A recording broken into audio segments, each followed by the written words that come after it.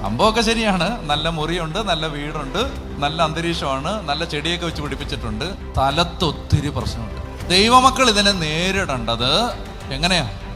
പ്രാർത്ഥിച്ചിട്ടാണ്. കുടുംബത്തിൽ പ്രാർത്ഥിക്കാതിരുന്നാൽ നിങ്ങൾ മനസ്സിലാക്കിയിരിക്കണം, നിങ്ങളുടെ പരാജയം ആഗ്രഹിക്കുന്ന ഒത്തിരി ശക്തികൾ, അന്തരീക്ഷ ശക്തികൾ എന്നാണ് ബൈബിൾ അതിനെ വിളിക്കുന്നത്. അന്തരീക്ഷ ശക്തികൾ ഇതെല്ലാം ഈ ലോകത്തുണ്ട്. എവിടെല്ലാം തിന്മയുണ്ടോ അവിടെല്ലാം തിന്മയുടെ രൂപികളുണ്ട്. എവിടെല്ലാം പാപമുണ്ടോ അവിടെ പാപത്തിന്റെ ശക്തികൾ. അത് നമ്മളെ പുറകോട്ട് പിടിക്കും. അത് നമ്മൾ ഒരു കാര്യമില്ലാതെ വഴക്കുണ്ടാക്കും. അത് അന്ധകാരം, ഇരുട്ടിന്റെ ശക്തി, ഒരു കാര്യമില്ല, അത് വെറുതെ വഴക്കുണ്ടാക്കും. മനുഷ്യരെ തമ്മിൽ തെറ്റിക്കും. അത് വിവാഹങ്ങളെ തല്ലിപ്പിരിക്കും. അത് കുഞ്ഞുങ്ങളെ നല്ല രീതിയിൽ വളരാൻ അനുവദിക്കില്ല. ദൈവികമായ ഒരു അന്തരീക്ഷം സൃഷ്ടിക്കപ്പെട്ടില്ലെങ്കിൽ അവിടെ ദൈവികമായ കാര്യങ്ങൾ സംഭവിക്കില്ല.